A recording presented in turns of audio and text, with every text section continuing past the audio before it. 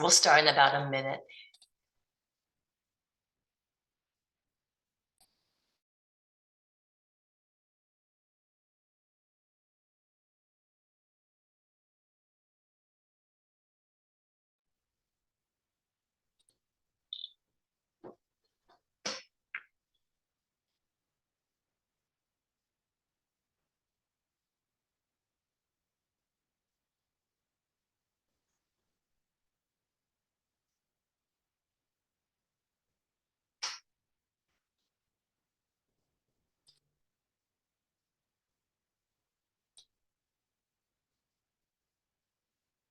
Well, good afternoon and welcome everyone. I'm Julie Chabdi, Associate Director of Health and Wellbeing with the WorkWell Center and your host for today.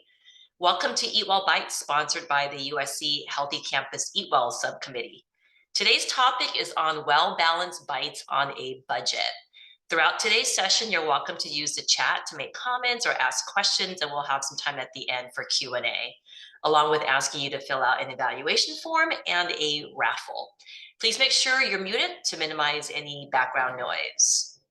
I'd like to thank our Eat Well co-leads, Professor Carrie Kreutzer with the USC Leonard Davis School of Gerontology and Keck School of Medicine, as well as Lindsay Pine, Dining Dietitian, USC Hospitality.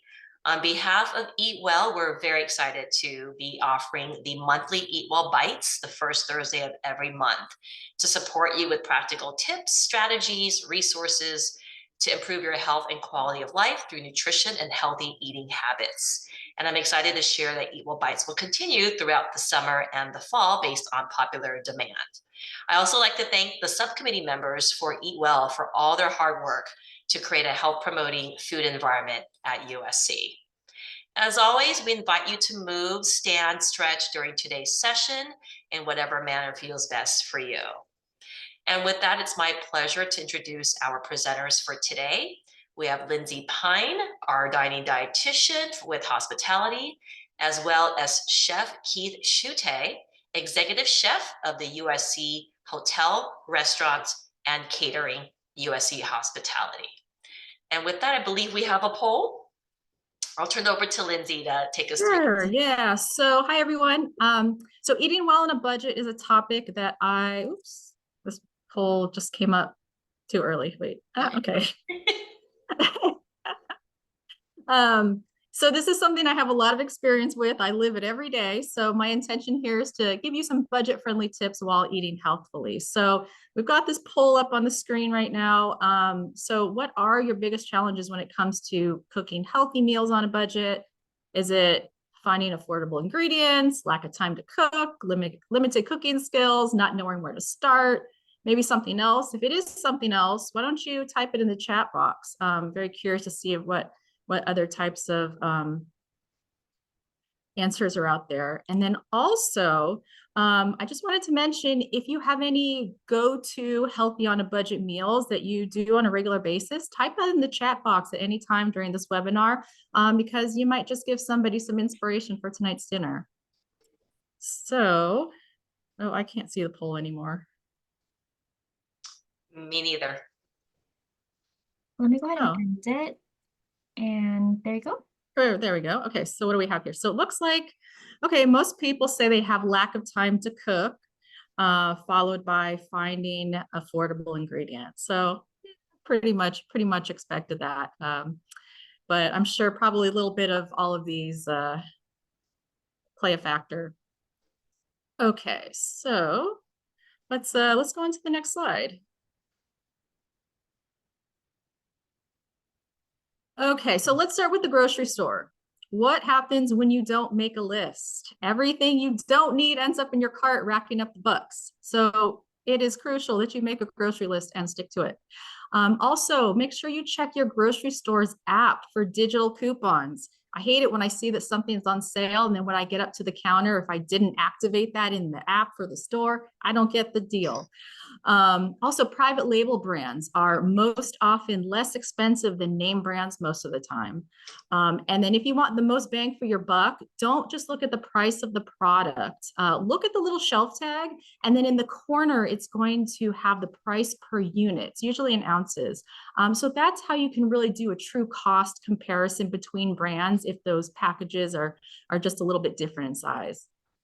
Also, don't look straight in front of you on the product shelf. Retailers are betting that you're not going to look up and down often, so they'll put the less expensive items there.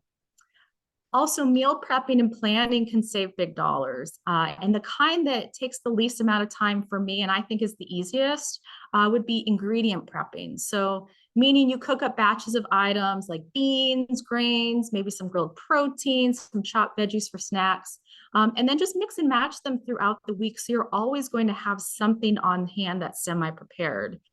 Also, keeping key pantry and freezer staples on hand can make it much easier to cook a meal when you're really not in the mood, which makes it less likely that you'll order a pizza, which actually was my situation last night. And I'm happy to say I did prevail. And then also, whatever you do not go to the store ravenously hungry. That never ends up well.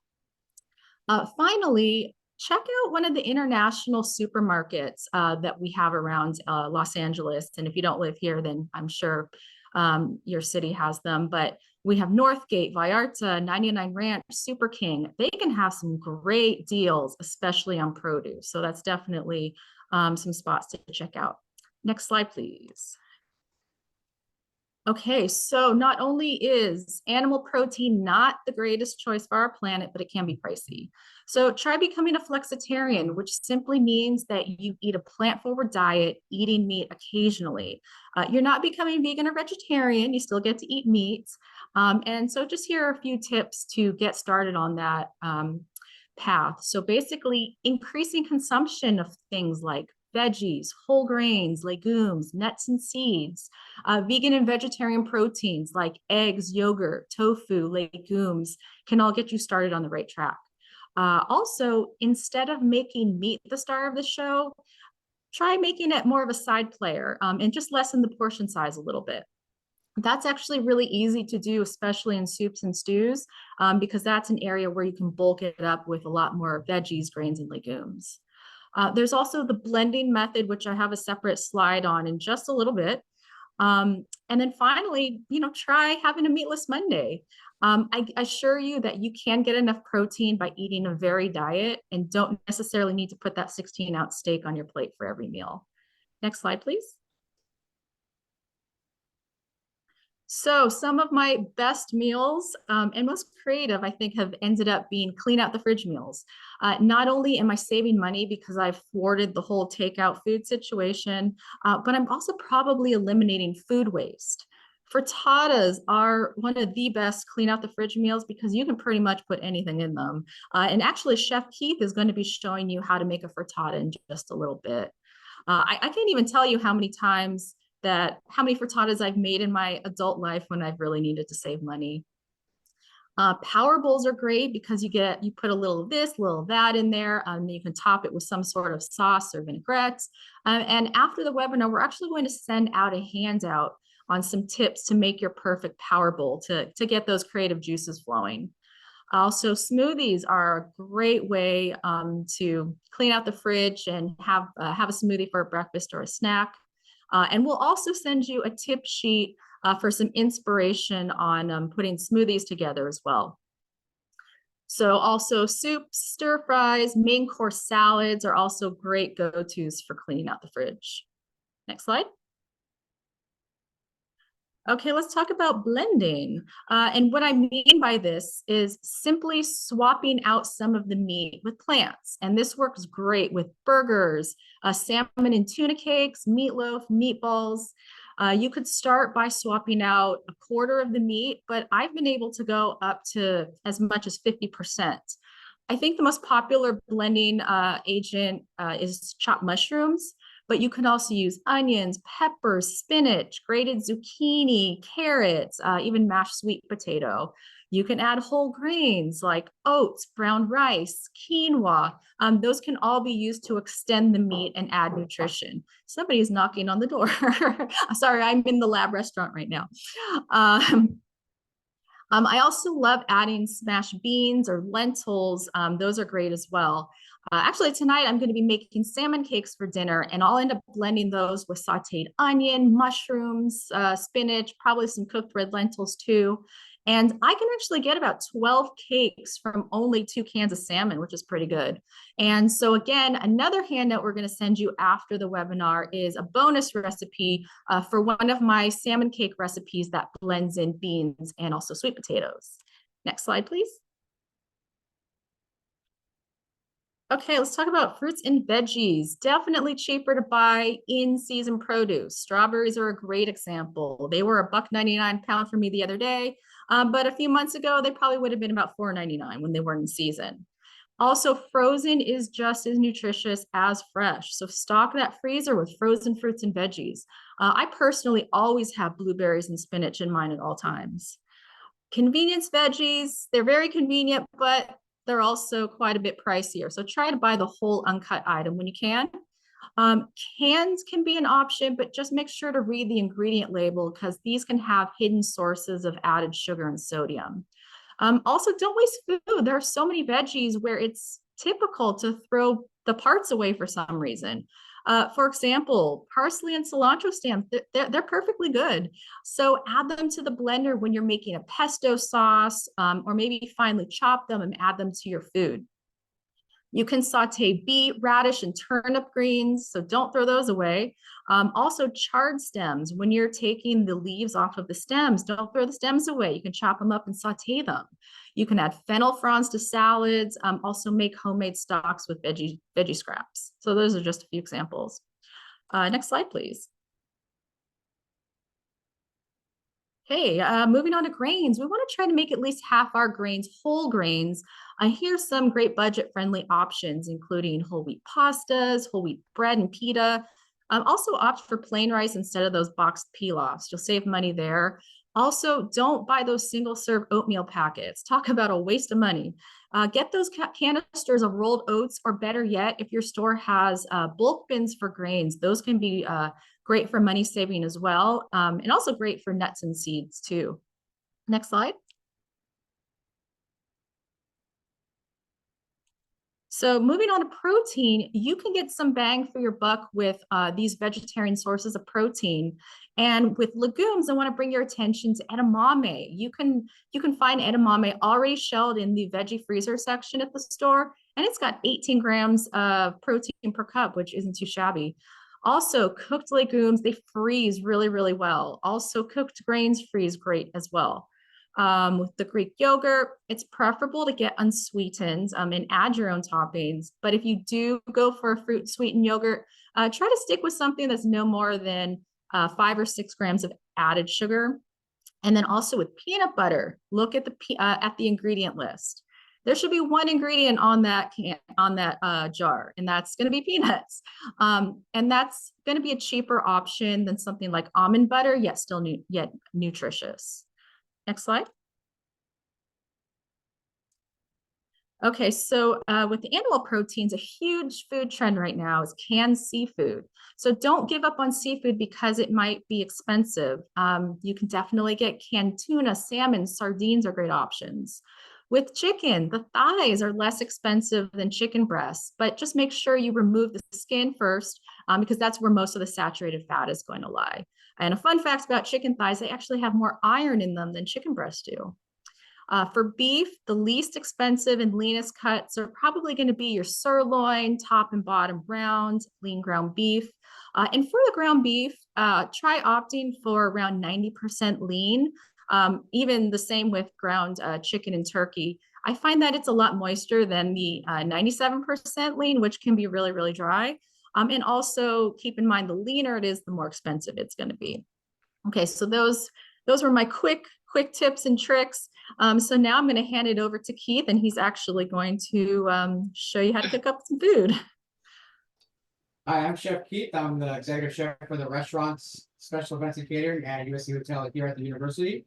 We're going to do a frittata, vegetable frittata. So like Luca was saying, something that you can clean out in the refrigerator. We're gonna do all vegetables, but you're more than welcome to put in protein. You can do it with egg whites, you can do it with whole eggs. Super simple. The good thing about the frittata is that you can eat it for breakfast, you can eat it for lunch, and you can eat it for dinner. So something you can make ahead of time, or if you have time in the morning to make it, you can do that in the morning as well. But you can do it totally like so many different ways. You can serve it for yourself as a portion, or you can cut it down into small pieces if you're inviting people over, or if you want to pack it for lunch in a Tupperware, you can cut it down and just eat it throughout the day. I'm going to show you how to how to start the frittata. Super simple. A couple of eggs. And again, I'm using whole eggs because that's what we have here at the hotel. But we can also do with egg whites. We can do with vegan eggs. It's all fun.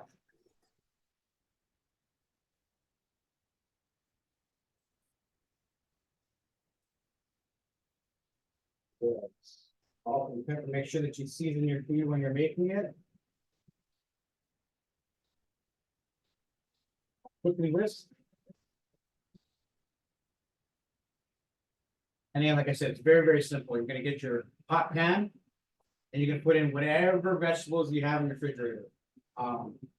We do this a lot at home too because I have kids, and it's something simple that if I'm coming home late from work, it's just there. They can just pick at it or grab it, or sometimes take it for lunch.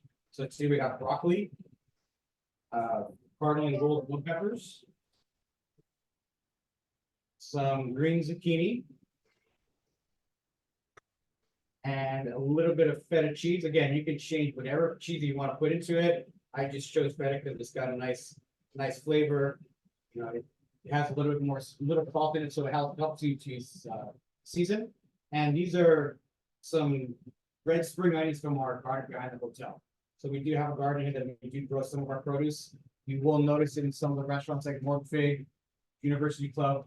We supply them with some of the finer vegetables or flowers.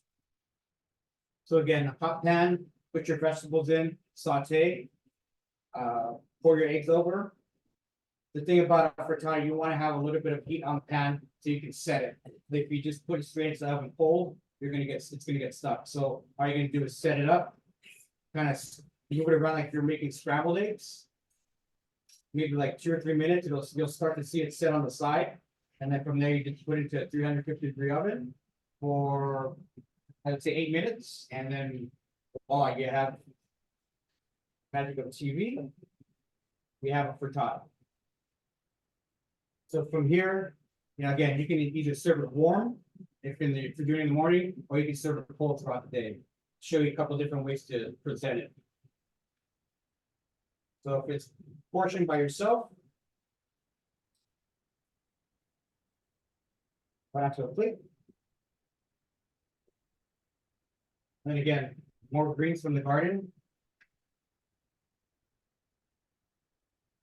A bit of extra virgin olive oil, citrus or lemon juice, just for a little bit of tang, salt, pepper. If you have green onions left over, you might as well just throw them in there too. Toss it up.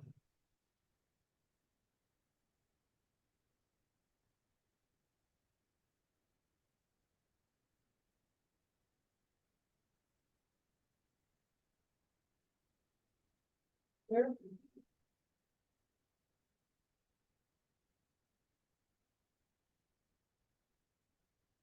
Sprinkle a little bit of extra feta cheese on top.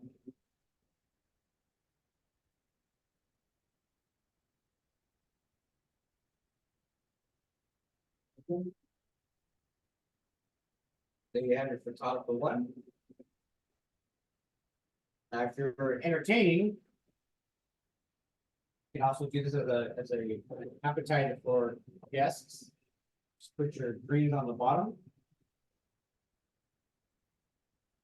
Get your frittata, kind of square it off a little bit so you can make some nice square cuts. Don't throw that away, like you can take that for lunch later on in the week.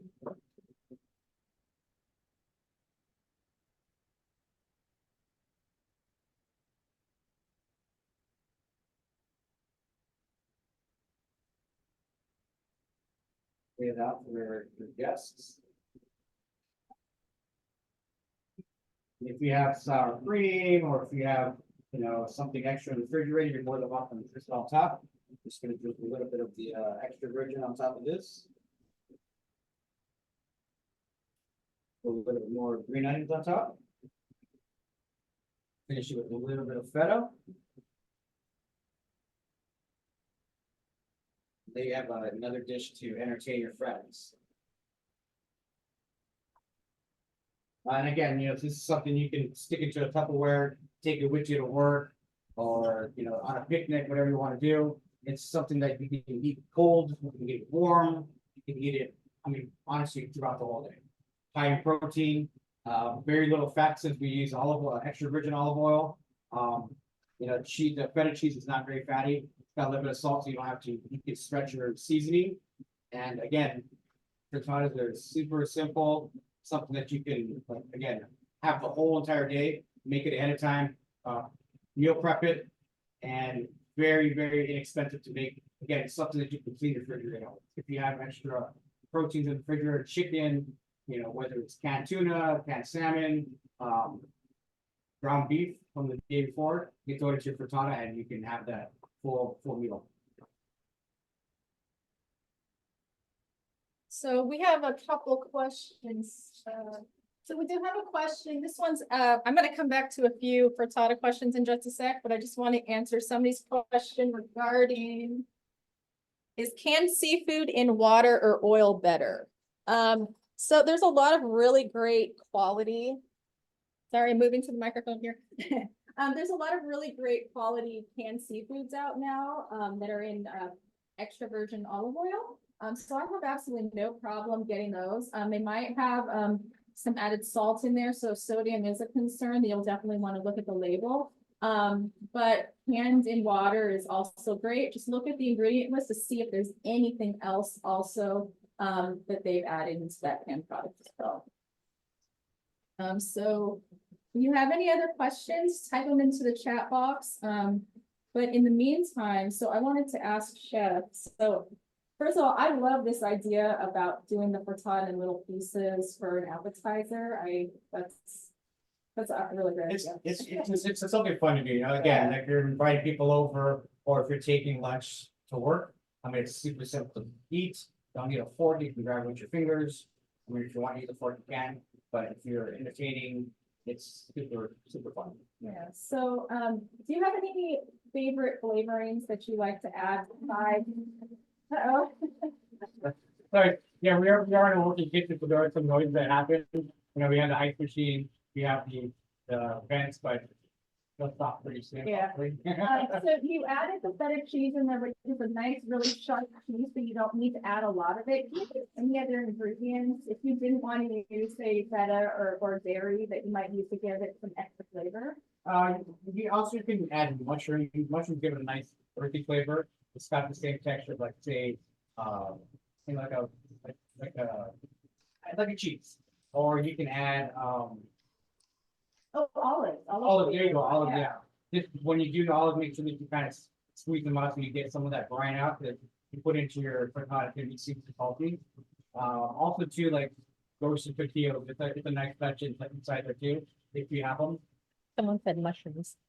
Mushrooms are great. I mean, and then again, with mushrooms, you are also stretching your body. So, you know, mushrooms don't break down. So you are stretching your body when you are making stuff. So if you are looking for something that's like price conscious, this mushrooms are a great idea to put into food. So I'm curious, though, at home, do you have any favorite go-to budget-friendly meals that you cook? Well, Besides the frittata. so we do chicken chili at home. I stay away from like ground beef. I should try to stay away from red meat. I can get chicken at one of the local markets, and it's lower in fat. You can do, you know, chicken breast or chicken thigh or together, but it's something that's very quick and easy. You use a lot of legumes and beans. And it just, again, once you start putting the beans in, you start putting your mixed vegetables, you start putting the chicken in, your tomato pie or canned tomato, it just starts the box just get bigger and bigger. So if you're looking to, feed more than 2 people, it's a great idea to do this. When you grow that and you cook it down slowly, kind of reduce some of the liquids out, you have to go for honestly 2 days if you want to. So we do have a question, asking, how long can we keep the frittata after we cooked it? Well, as long as you can stand from not eating it. Really, I mean, I wouldn't keep it for more than 2 days. It'll start to dry out. But one day, like this size, a 6-inch pan will get you a good 2 meals. But you can save it for the next day or maybe the next day after, depending on what you put. If you're putting protein in, I would probably eat it in 2 days. If you're not putting protein in, you can probably stretch it to 2 days. Do you have any favorite cooking resources that might help our viewers out a little bit? I mean, honestly, not all day, that'd be weird, but yeah, like, watching stuff like Instagram or Eater LA, reading magazines, blogs, it's something that I do to keep up with the trends and to see different things that are out there. Also too, like, here at the university, we had the research of Lindsay, so we are able to see some of the stuff that she does with, lower fats, making sure that you have different sugars. So it's a good research for us as well. So I think we have time for one last question here, and somebody is asking, Keith, what is your favorite tip for a budget-friendly meal?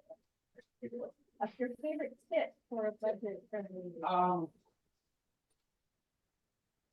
Honestly, like the chili. When I go back to that, it's something that my biggest tip is that obviously ground chicken is a lot less expensive than ground beef. It's lower in fat. It's it's healthier for you. But again, be able to put the beans in there that don't cost very much. The diced canned tomatoes that don't cost very much. That's for me. That's like when I go to the market, I look for things like that, especially to make sure that the meals are well balanced for my kids at home. And just one last tip for me, he just mentioned the beans, the canned beans. If you do drain and rinse the beans, you will lower the sodium by about 30%. So definitely do that every time you use canned beans. So I think we'll That's head over to Julie. Yeah, thank you so much, Lindsay, for such great tips on how to purchase and make budget-friendly meals, and Chef Keith for that wonderful demo. I'm so hungry now. I saw a lot of people in the chat saying they want to make that today. Someone said they'll make that for lunch. So we're very excited. Thank you so much. And to continue the conversation on eating well, we're excited to share that we have launched Eat Well branded meals. This was launched in October, developed by Lindsay and her team, the Eat Well Subcommittee, which focuses on nutrient-rich ingredients, flavor, and balance. And you can find these Eat Well meals at various places at UPC and at HSC. You'll see the Eat Well icon on the dining apps and kiosks, and we hope that you'll purchase these meals so that we can expand them throughout USC. In addition, as you saw in the chat, we are putting together an Eat Well cookbook, and we would love recipes from our faculty and staff. We're looking for a variety of your recipes to showcase our campus culture and diversity. And we want to highlight and showcase what you all have shared. So please submit your recipes. We will be looking through them and publishing them as is, but we can also make some recommendations for additional swaps if we need to for your recipes. The deadline is April 15th, and Suzanne has put that in the chat. And then finally, we're excited to share our next Eat Well Bites will continue. And May is on the dangers of added sugar with Michael Gorin. So I hope you'll all join that, and then we'll have a new schedule out for summer and fall. And finally, before we end, we want to ask that you all complete our evaluation form. It's important for us to get this feedback from you, and especially tell us what subjects and topics you want to hear for the future. So please complete the evaluation form, and then we'll do the raffle right now. I'll stop sharing, and we can have Louis share his screen and spin the wheel. We're raffling off a $25 gift card to our lucky winner. You're on mute, Louise.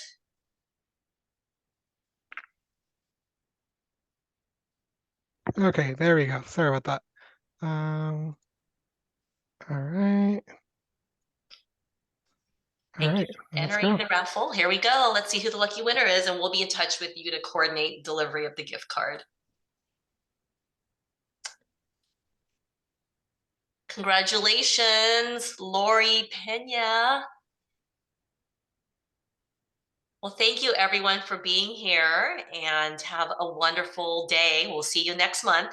Bye. These are great. Thanks, Kathy.